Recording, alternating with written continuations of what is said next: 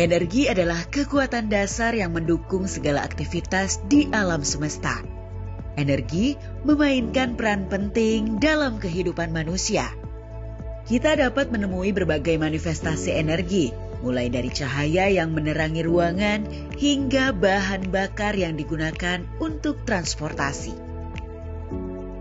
Indonesia sangat kaya akan beragam energi, baik energi fosil seperti minyak bumi, gas dan batu bara, serta energi terbarukan seperti panas bumi, air, angin, dan lainnya. Berdasarkan data RUEN, porsi minyak bumi pada bauran energi menurun dari 29% menjadi 20% pada 2050. Dan gas bumi cenderung stabil. Sebaliknya energi baru terbarukan justru meningkat dari 13% menjadi 31%. Meskipun menurun, namun secara kuantitas kebutuhan gas bumi meningkat hingga 4 kali lipat dan minyak bumi 2 kali lipat. Pada pertengahan tahun 1990-an, produksi minyak bumi di Indonesia sempat mencapai angka 1,6 juta barrel per hari dengan tingkat konsumsi hanya separuhnya. Sedangkan pada 2023, angka produksi minyak bumi sebesar 605,5 ribu barrel per hari dengan konsumsi hampir 2 kali lipatnya. Untuk diketahui, Indonesia telah menjadi negara net importer minyak bumi sejak tahun 2003.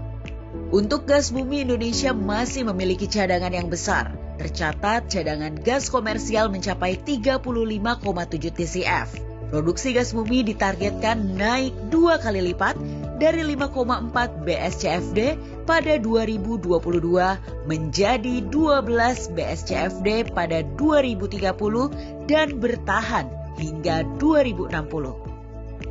Mengutip data dari berbagai sumber, hingga tahun 2030 kebutuhan energi dunia akan meningkat hingga 45%. Melihat tingginya kebutuhan energi di masa mendatang, industri migas diyakini masih berperan penting dalam menyediakan energi bagi dunia termasuk Indonesia. Hal yang membanggakan telah terjadi di sektor hulu migas pada tahun 2023.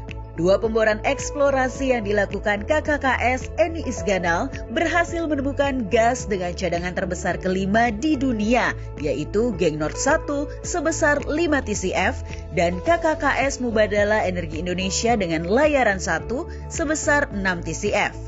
Keduanya merupakan capaian terbesar sejak 20 tahun lalu di Indonesia setelah Blok Masela.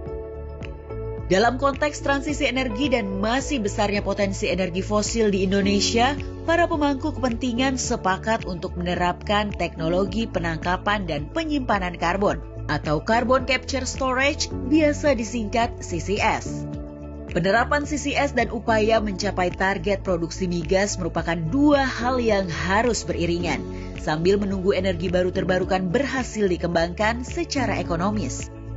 Pemerintah telah menerbitkan berbagai peraturan terkait CCS, di antaranya Peraturan Menteri ESDM Nomor 2 Tahun 2023 dan Peraturan Presiden Nomor 14 Tahun 2024. Kedua peraturan tersebut diharapkan dapat memberikan kepastian bagi pelaku usaha dalam melakukan CCS dan membuka peluang Indonesia sebagai CCS Hub, serta menjadi pemain global dalam penurunan emisi.